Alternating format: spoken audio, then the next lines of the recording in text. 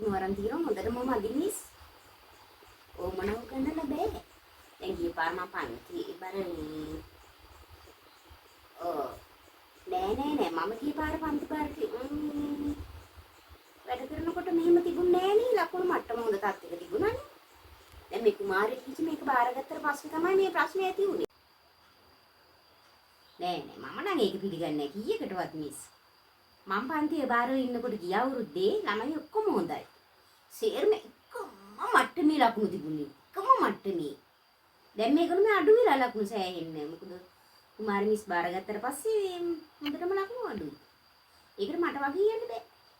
මම මොකටද වගේ කියන්නේ ඒකට? ඒ කුමාරී මිස් දැනගන්න ඕනේ.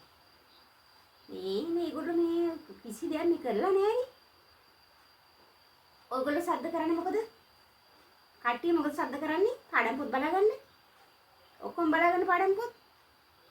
කියවන්න ඉන්න එපා මෙතන. කට ගහගෙන එන්න එපා. ඔයගොල්ලෝ හරි කියලා හිතන්න බෑනේ. ඔයගොල්ලෝ කුමාරී මිස් එක්ක උරතල වෙවි ඉන්න වැඩ කරන්නේ නෑ. ඒකයි වෙඩි. ඔයගොල්ලෝ කියන තාලට ඕනේ මිස්ලා නටන්න.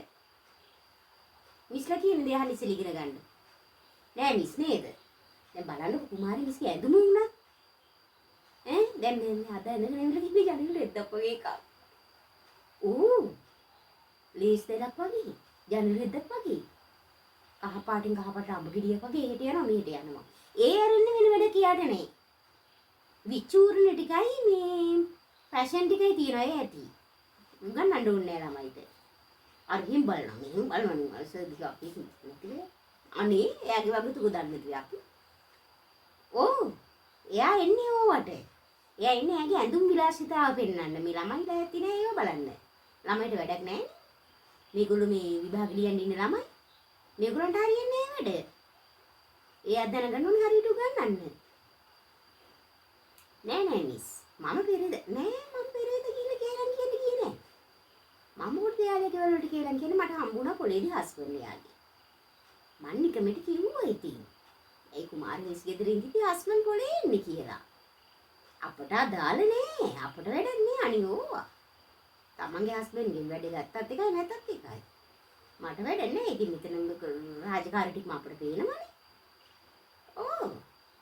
අනික නෑ මිස්. ළමයි ඔයාලට නයින මිස් උගන්නනේව පැහැදිලිද ඇත්තට?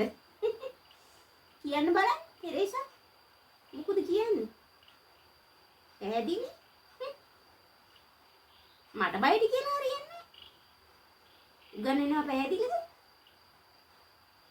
මේ මන් දන්නේ මේ ළමයි. ඔක්කොටම හපන් මේ ළමයි. පැහැදිලි නැත්නම් කියලා අහගන්න විස්තර කරලා. අහගන්න ඔයගොල්ලෝ විභාගෙට ලියන්නේ මොනවද නැත්තම්? කටවල දිහායි ටීචර්ලාගේ රූපේ දිහායි ටීචර්ලාගේ ලස්සනයි ඒව බල මේ ලැහැත්ති වෙන්න එපා මේ ඔයාලා. ඇදකුද හොයන්න. සුරනිමල මොකද්ද වෙලා තියෙන්නේ? මම බලාගෙන පෙරේද හැපෙති පන්ති ඉඳලා. ඔයා උනට වැඩි. දඟලන්න ලැහැත්ති වෙන්න එපා. තියාගන්න එපා ඔයා. දඟලන්න. අපිට තරුණ කාලයක් තිබුණා. අපිට ලස්සනට හිටියා. නැද්ද මිස්? අපිත් එක්ක නෝ සෙල්ලම් දාන්න ආවේ නෑ කවුරුවත්. අපි අංගරදංගර දාන්න ආවෙත් නෑනේ.